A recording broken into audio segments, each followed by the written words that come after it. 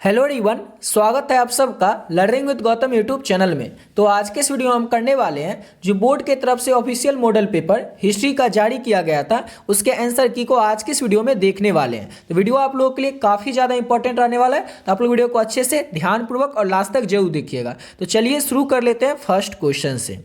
और पहला क्वेश्चन है हमारा मॉडल पेपर हिस्ट्री का। पहला क्वेश्चन है हमारा, निम्नलिखित में से कौन पुरातत्व के अंतर्गत नहीं आता है। तो साहित्य जो होता है ये पुरातत्व के अंतर्गत नहीं आता है, ऑप्शन नंबर सी हो जाएगा। नेक्स्ट क्वेश्चन है, जुते हुए खेत का जो साक्ष्य है ये कहाँ से मिला है। तो कालीबंगा से जुते हुए खेत का जो साक्ष्य है वो प्राप्त किया गया है, ऑप्शन नंबर बी हो जाएगा। अगला क्वेश्चन है, सिंधु निवासी को यानी कि सिंधु घाटी के जो निवासी थे, लोग जो थे, उनको किस धातु का ज्ञान नहीं था या फिर उपयोग नहीं करते थे। तो सिंधु घाटी के जो लोग थे वो लोहा का उपयोग नहीं करते थे या उनको लोहा का ज्ञान नहीं था। और जितना ये क्वेश्चन बता रहे हैं ये सभी के सभी क्वेश्चन आप लोगों को ऑलरेडी पहले वीडियो में करवा रखे हैं। अगला क्वेश्चन करते हैं और नेक्स्ट क्वेश्चन है हमारा, मेसोपोटामिया के लेख में किस नाविकों का देश कहा गया। मेसोपोटामिया के लेख में किसे नाविकों का देश कहा गया, किसे कहा गया है। तो मेहुला को, किसको, तो मेहुला को नाविकों का देश कहा गया मेसोपोटामिया के लेख में, ऑप्शन नंबर सी हो जाएगा। अगला क्वेश्चन है, सबसे लंबा हड़प्पा शिलालेख में कितने चिन्ह हैं। सबसे लंबा जो हड़प्पा का शिलालेख है उसमें कितने चिन्ह हैं। तो उसमें टोटल 26 चिन्ह हैं, ऑप्शन नंबर डी हो जाएगा। अगला क्वेश्चन है, हड़प्पाई मुहर का कनिंघम ने कब रिपोर्ट दिया था। हड़प्पाई जो मोहर है इस पर कनिंघम जो है उन्होंने कब रिपोर्ट प्रदान किया था, कब रिपोर्ट दिया था। तो 1875 में दिया था, ऑप्शन नंबर इसका बी हो जाएगा। अगला क्वेश्चन है, राजगीर के किस महाजनपद की राजधानी है। यहाँ पर राजगाह लिखा हुआ है लेकिन यहाँ पर होना चाहिए राजगीर, यानी कि राजगीर जो है किस महाजनपद की राजधानी थी। किस महाजनपद की राजधानी थी, तो मगध की राजधानी थी राजगिरी, ऑप्शन नंबर इसका डी हो जाएगा। अगला क्वेश्चन है, अर्थशास्त्र को किसने लिखा है। इसका आंसर तो सबको पता होगा क्योंकि कई सारे सब्जेक्ट में इसको पढ़ा जाता है। इकोनॉमिक्स में भी पढ़ा जाता है, पॉलिटिकल साइंस में भी पढ़ा जाता है, ज्योग्राफी में भी पढ़ा जाता है और हिस्ट्री में भी पढ़ा जाता है। तो अर्थशास्त्र को किसने लिखा है, तो अर्थशास्त्र को कौटिल्य चाणक्य ने लिखा है, ऑप्शन नंबर ए हो जाएगा। अगला क्वेश्चन है, 1944 में भारतीय पुरातात्विक संरक्षण के डायरेक्टर जनरल कौन थे। तो 1944 में भारतीय पुरातात्विक संरक्षण जनरल के जो डायरेक्टर थे उनका नाम था RAM व्हीलर, ऑप्शन नंबर इसका बी हो जाएगा। अगला क्वेश्चन है, धम्म महामात्रों की, यहाँ पर महामात्र है या फिर महामात्र भी महामात्रो यहाँ पर होना चाहिए। तो धम्म महामात्रों की नियुक्ति किसने की थी। तो धम्म महामात्रों की नियुक्ति अशोक ने किया था, ऑप्शन नंबर ए हो जाएगा। प्रयाग प्रास्ति की रचना किसने की है। तो प्रयाग प्रास्ति की जो रचना है, रचनाकार है वो हरिसेन है, ऑप्शन नंबर ए हो जाएगा। तमिल संगम साहित्य में अनिमाई किसे कहा जाता है। तो तमिल संगम साहित्य में जो अनिमाई है वो कहा जाता है किसान को। किसको कहा जाता है, तो किसान को कहा जाता है, ऑप्शन बी हो जाएगा। अगला क्वेश्चन है, पाली भाषा में गहपति किसे कहा जाता है। तो पाली भाषा में जो गहपति है वो कहा जाता है किसान को ही, यानी कि ऑप्शन नंबर इसका भी सी हो जाएगा। अगला क्वेश्चन है, चंद्रगुप्त द्वितीय जो थे उनका शासनकाल कब से कब तक का था। तो चंद्रगुप्त द्वितीय का शासनकाल था 375 से 415 ईसा पूर्व तक, ऑप्शन नंबर इसका बी हो जाएगा। अगला क्वेश्चन है, प्रभावती गुप्त किसकी पुत्री थी। अब ये क्वेश्चन कुछ इस साल नया है, नहीं तो जितना क्वेश्चन है ये सभी क्वेश्चन तो पहले किसी न किसी साल आ ही चुका है। जैसे ये क्वेश्चन ये न्यू है इस बार कि प्रभावती गुप्त किसकी पुत्री थी। तो प्रभावती गुप्त जो थी ये चंद्रगुप्त द्वितीय की पुत्री थी, ऑप्शन नंबर इसका बी हो जाएगा। अगला क्वेश्चन है, चीनी तीर्थयात्री फायान कब भारत आया था। तो चीनी तीर्थयात्री फायान जो था ये आया था 5वीं शताब्दी ईसा पूर्व में भारत, ऑप्शन नंबर सी हो जाएगा। ये सब क्वेश्चन आपको पहले करवा चुके हैं। अगला क्वेश्चन है, चीन के महान दार्शनिक कौन थे। तो चीन के महान दार्शनिक का नाम था कन्फ्यूशियस, ऑप्शन नंबर इसका बी हो जाएगा। ऋग्वेद में किस देवता की स्तुति की जाती है, यानी कि पूजा की जाती है। तो अग्निदेव की भी, सोमदेव की भी और इंद्रदेव की भी ऋग्वेद में पूजा की जाती है, ऑप्शन डी हो जाएगा इनमें से सभी की। तक्षशिला किस महाजनपद की राजधानी थी। तो तक्षशिला जो थी ये गांधार महाजनपद की राजधानी थी, ऑप्शन नंबर इसका बी हो जाएगा। योद्धे गणराज किसे धातु के सिक्के जारी किया करते थे। तो योद्धे गणराज जो थे ये जारी किया करते थे तांबा के सिक्के, ऑप्शन नंबर इसका सी हो जाएगा।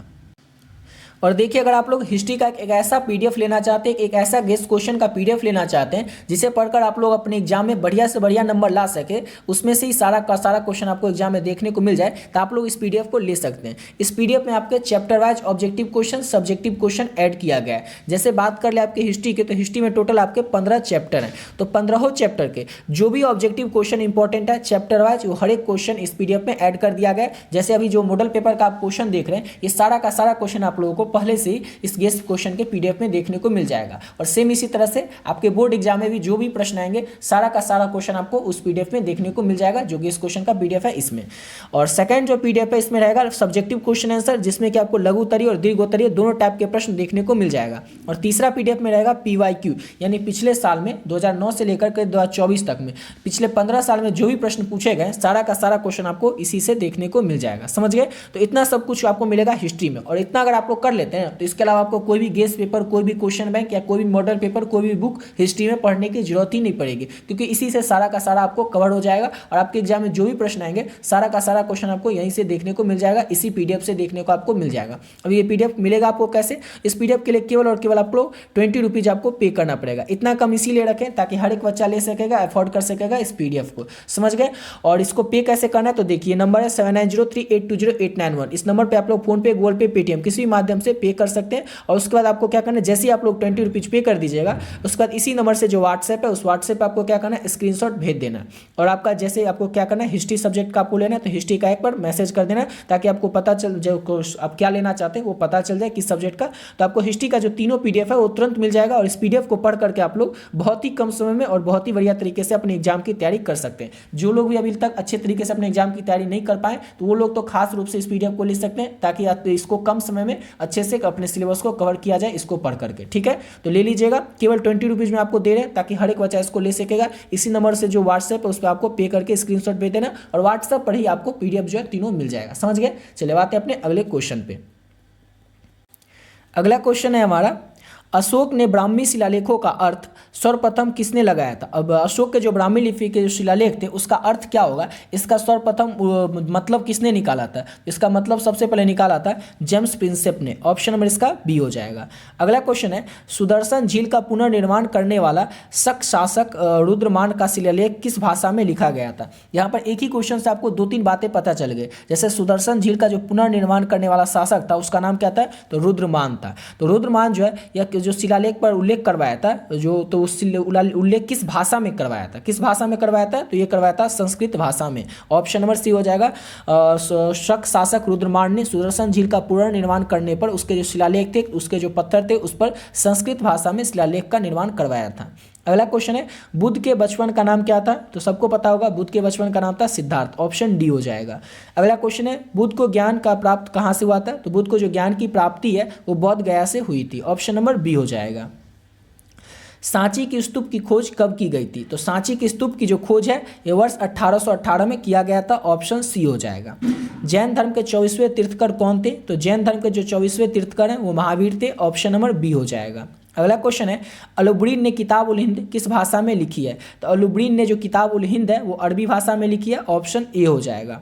नेक्स्ट क्वेश्चन है, इब्न बतूता को किसने दिल्ली का काजी नियुक्त किया था? तो इब्न बतूता को जो मोहम्मद बिन तुगलक है उसने दिल्ली का काजी नियुक्त किया था। ऑप्शन नंबर इसका बी हो जाएगा।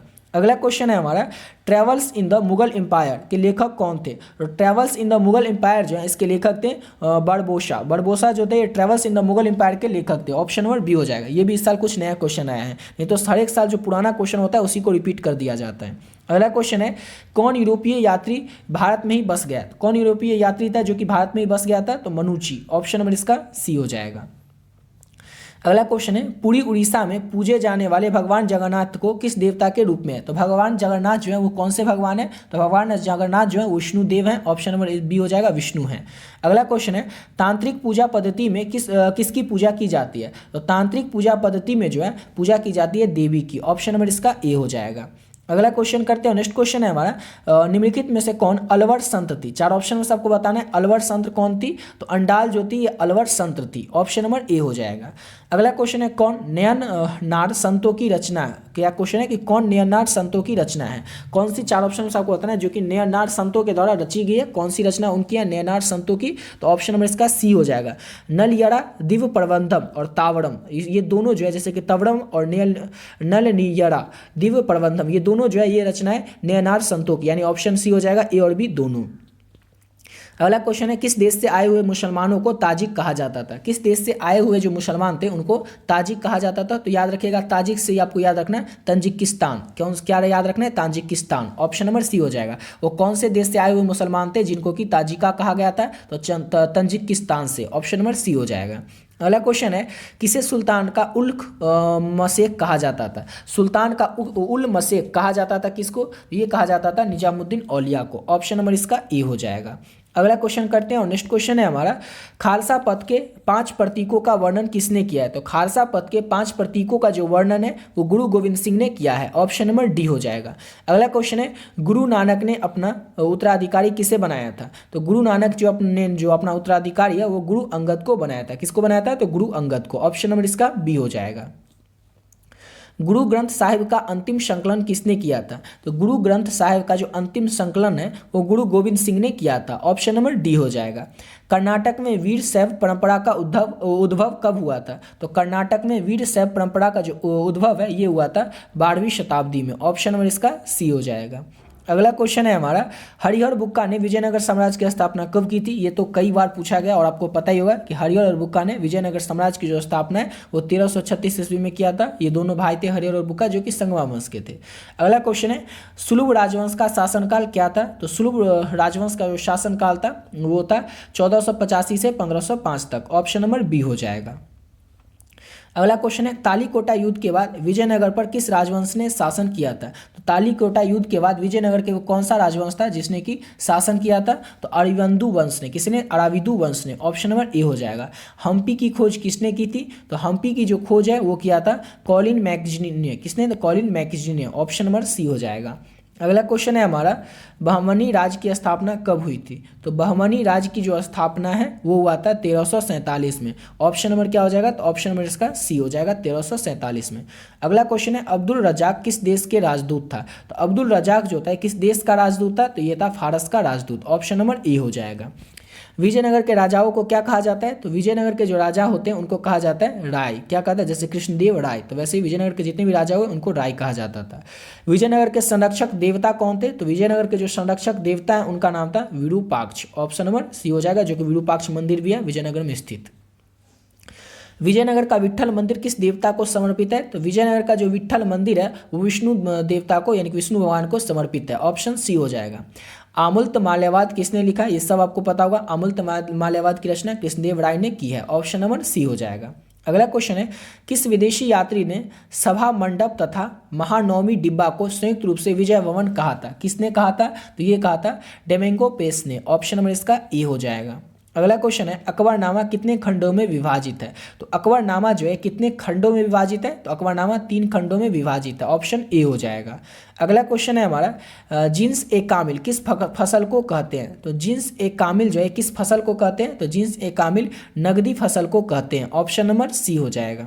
अगला क्वेश्चन है, महाराष्ट्र में किसानों के द्वारा दस्तकरों को सेवा के बदले दी गई जमीन को वचनावत क्या कहलाती थी? तो ये क्या कहलाती थी? तो ये कहलाती थी मिरास और वतन। क्या कहलाती थी? तो मिरास और वतन कहलाती थी, यानी कि ऑप्शन में इसका हो जाएगा डी।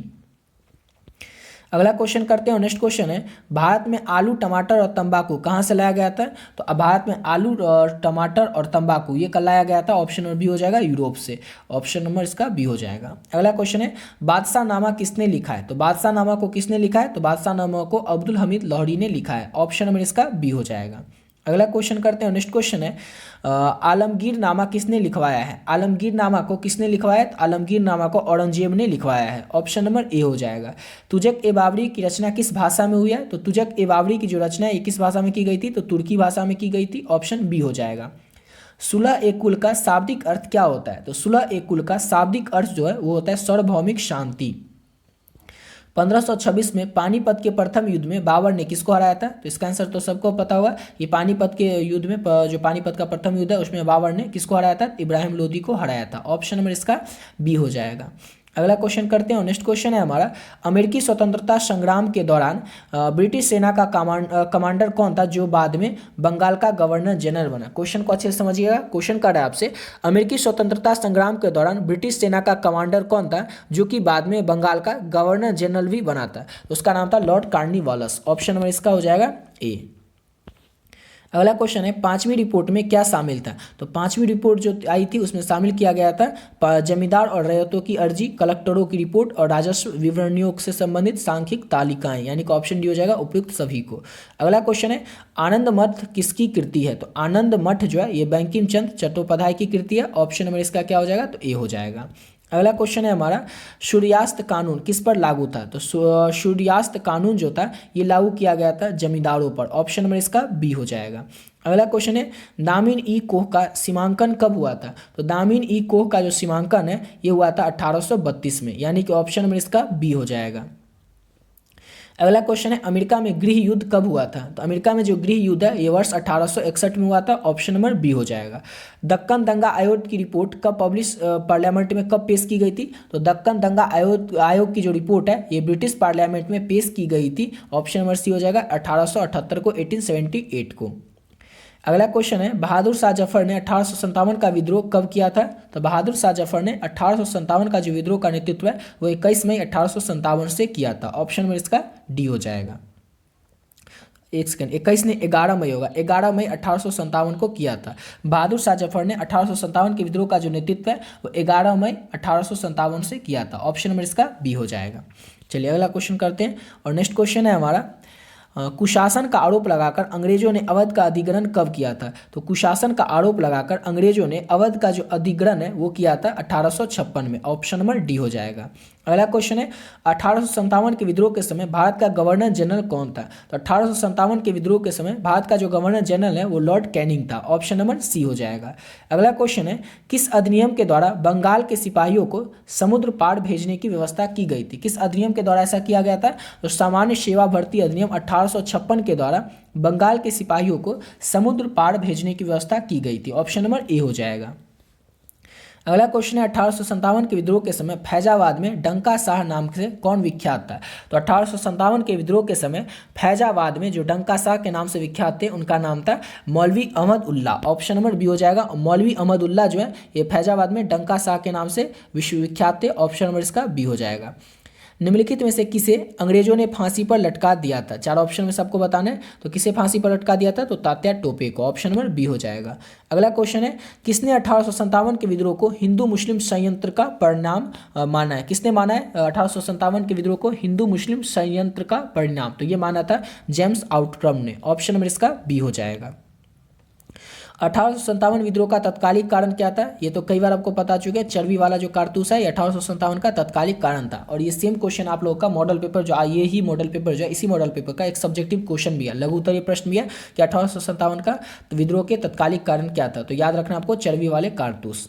अगला क्वेश्चन है, गेटवे ऑफ इंडिया कहाँ स्थित है? तो गेटवे ऑफ इंडिया जो है ये स्थित कहाँ पे है? तो गेटवे ऑफ इंडिया आपको याद रखना है बॉम्बे में स्थित है। ऑप्शन नंबर डी हो जाएगा।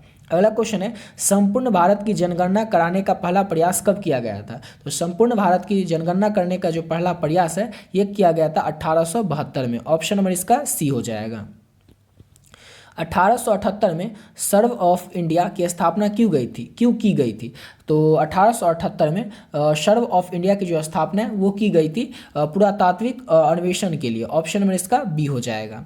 नेक्स्ट क्वेश्चन है, महात्मा गांधी के राजनीतिक गुरु कौन थे? तो महात्मा गांधी के जो राजनीतिक गुरु हैं वो सबको पता होगा, गोपाल कृष्ण गोखले थे। अगला क्वेश्चन है, गांधी जी ने साबरमती आश्रम की स्थापना कहाँ की थी? तो गांधी जी जो थे उन्होंने साबरमती आश्रम की जो स्थापना है वो अहमदाबाद में किया था। ऑप्शन नंबर ए हो जाएगा। अगला क्वेश्चन है, कांग्रेस और मुस्लिम लीग के बीच लखनऊ पैक्ट यानी कि लखनऊ समझौता जो है ये कब हुआ था? किसके बीच? तो कांग्रेस और मुस्लिम लीग के बीच। तो ये समझौता हुआ था वर्ष 1916 में। ऑप्शन नंबर सी हो जाएगा। अगला क्वेश्चन है, अहमदाबाद के कपड़ा मिल मजदूरों का आंदोलन कब हुआ था? तो अहमदाबाद के कपड़ा मिल मजदूरों का जो आंदोलन है ये हुआ था वर्ष 1918 में। ऑप्शन नंबर सी हो जाएगा। अगला क्वेश्चन है, 1919 में दिल्ली में अखिल भारतीय खिलाफत सम्मेलन का अध्यक्ष कौन थे? तो 1919 में दिल्ली में अखिल भारतीय खिलाफत सम्मेलन जो हुआ था उसके अध्यक्ष थे गांधी जी। ऑप्शन नंबर इसका टी हो जाएगा। कौन थे? तो गांधी जी। अगला क्वेश्चन है हमारा, गांधी जी ने असहयोग आंदोलन को कब आरंभ यानी कि शुरू किया था? तो इसका आंसर तो सबको पता होगा, अगस्त 1920 में। अगला क्वेश्चन है हमारा, कौन साइमन कमीशन के सदस्य थे? चार ऑप्शन में से आपको बताना है कि साइमन कमीशन के सदस्य कौन थे। तो ऑप्शन नंबर इसमें डी आर नहीं है, इसलिए हो जाएगा ऑप्शन में इसका डी, इनमें से कोई नहीं। चलिए अगला क्वेश्चन करते हैं। नेक्स्ट क्वेश्चन है, दिसंबर 1929 में कांग्रेस का वार्षिक अधिवेशन कहाँ पर हुआ था? तो दिसंबर 1929 में कांग्रेस का जो वार्षिक अधिवेशन का आयोजन है वो लाहौर में किया गया था। ऑप्शन नंबर बी हो जाएगा। गांधी इरविन समझौता कब हुआ था? तो गांधी और इरविन समझौता जो है ये मार्च 1931 में हुआ था, यानी कि ऑप्शन नंबर इसका सी हो जाएगा।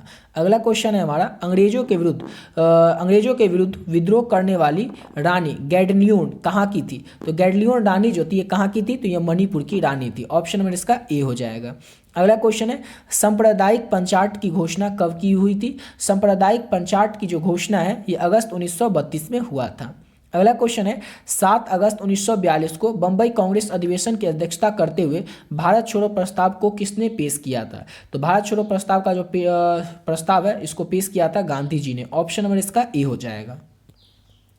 अगला क्वेश्चन है, 21 अक्टूबर 1943 को सुभाष चंद्र बोस ने स्वतंत्र भारत की अस्थायी सरकार कहाँ स्थापित की? कहाँ पर स्थापित की थी? तो सिंगापुर में। ऑप्शन नंबर इसका ए हो जाएगा। अगला क्वेश्चन है, कौन कैबिनेट मिशन का सदस्य नहीं था? तो कैबिनेट मिशन का सदस्य कौन नहीं था? तो वेवेल जो है वो कैबिनेट मिशन के सदस्य नहीं थे। ऑप्शन नंबर इसका डी हो जाएगा। अगला क्वेश्चन है, क्लीमेंट इटली ने यह घोषणा कब की कि ब्रिटिश शासन जून 1948 तक भारत छोड़ देगा? तो क्लीमेंट इटली ने ये जो घोषणा है ये फरवरी 1947 में किया था कि ब्रिटिश शासन जो है वो जून 1948 तक भारत छोड़ देगा, लेकिन 15 अगस्त 1947 को ही हमारा भारत आज़ाद हो गया। अगला क्वेश्चन है, भारत का विभाजन ब्रिटिश शासन की किस योजना का परिणाम था? तो भारत का जो विभाजन है ये कैबिनेट मिशन भारत का जो विभाजन है ब्रिटिश शासन का कैबिनेट मिशन योजना का परिणाम था। ऑप्शन नंबर डी हो जाएगा, कैबिनेट मिशन योजना। संविधान सभा की पहली बैठक की अध्यक्षता किसने की थी? तो संविधान सभा की पहली बैठक की जो अध्यक्षता है वो डॉक्टर सच्चिदानंद सिन्हा ने किया था। ऑप्शन नंबर इसका बी हो जाएगा। अगला क्वेश्चन करते हैं। नेक्स्ट क्वेश्चन है, संविधान का निर्माण कब पूरा हुआ था? संविधान बनकर कब तैयार हो गया था? तो संविधान का निर्माण पूरा हुआ था 1949 में। ऑप्शन डी हो जाएगा। हिंदी को राष्ट्रभाषा बनाने की वकालत संविधान सभा में किसने किया था? तो हिंदी को राष्ट्रभाषा बनाने की जो वकालत है वो संविधान सभा में किया था आर.वी. धुविलकर ने। ऑप्शन नंबर इसका सी हो जाएगा। अगला क्वेश्चन करते हैं। नेक्स्ट क्वेश्चन है, अंतरिम सरकार के गृह मंत्री कौन थे? तो अंतरिम सरकार के जो गृह मंत्री है वो जगजीवन राम थे। ऑप्शन नंबर बी हो जाएगा। अगला क्वेश्चन करते हैं, और जगजीवन नहीं, वल्लभ भाई पटेल, सॉरी गृह मंत्री है ना, तो गृह मंत्री तो सरदार वल्लभ भाई पटेल थे। ऑप्शन नंबर इसका सी हो जाएगा। और अगला क्वेश्चन है हमारा सेकंड लास्ट क्वेश्चन भी है कि न्यू इंडिया और कॉमनवेल्थ अखबार को किसने प्रकाशित किया था? किसने प्रकाशित किया था? तो एनी बेसेंट ने प्रकाशित किया था न्यू इंडिया और कॉमनवेल्थ अखबार को। और लास्ट क्वेश्चन है, सीमांत गांधी के रूप में कौन जाने जाते हैं? तो खान अब्दुल गफार खान जो है ये सीमांत गांधी के रूप में जाने जाते हैं। तो यहाँ तक कंप्लीट हो जाता है हमारा 100 क्वेश्चन। ऑब्जेक्टिव क्वेश्चन यहाँ पर कंप्लीट हो गया। अब नेक्स्ट वीडियो में ये जो लघुत्तरीय प्रश्न है ये आपको करवाएंगे, ठीक है। तो ये जितना लघुत्तरीय सारा का सारा आपको करवाएंगे एक ही वीडियो में, फिर उसके बाद आपको करवाएंगे लघुत्तरीय। जैसे ही कंप्लीट हो जाएगा तो फिर दीर्घोत्तरीय प्रश्न, ठीक है। जैसे ये देखिए क्वेश्चन आपको ऊपर बताए थे ना कि 1857 के विद्रोह का तत्कालीन कारण क्या था? ऑब्जेक्टिव में भी ये प्रश्न था, तो चर्बी वाले कारतूस, और सेम वही बात आपको सब्जेक्टिव में भी आपको लिखना है। और सब्जेक्टिव में कोई आपको बड़ा आंसर नहीं लिखना है। देखिए यहाँ पर आंसर में क्या, क्वेश्चन में क्या लिखा हुआ है, देखिए 30 से 40 शब्दों में ही उत्तर लिखें। क्वेश्चन कहीं पर होना चाहिए अधिकतम से अधिकतम 50 शब्दों में अपना उत्तर लिख सकते हैं। तो 50 शब्द से ज़्यादा में आपको नहीं लिखना है उत्तर, तो छोटा में ही आपको लिखना है। तो इतना ही लिखना है कि जैसे 1857 के क्रांति का तत्कालिक कारण क्या था? चर्बी वाले कारतूस थे, और उसी में थोड़ा आपको कुछ और ऐड करके लिख देना, बस हो गया। उसमें कुछ ज़्यादा आपको ऐड करने की जरूरत ही नहीं पड़ेगी, ठीक है। तो इसी के साथ वीडियो यहाँ पे कंप्लीट करते हैं। आशा करता हूँ आप लोग को वीडियो अच्छा लगा होगा। और ऊपर जो आपको PDF बताएं वो PDF को जरूर ले लीजिएगा। उस PDF को अगर आप लोग अच्छे से तैयार कर लेते हैं तो आपके एग्जाम में जो भी प्रश्न आएंगे उसका 99% प्रश्न जो होगा वो इसी PDF से आपको देखने को मिल जाएगा, ठीक है। तो मिलते हैं नेक्स्ट वीडियो में नए वीडियो के साथ, जिसमें कि हिस्ट्री के लघुत्तरीय प्रश्न उत्तर को करेंगे।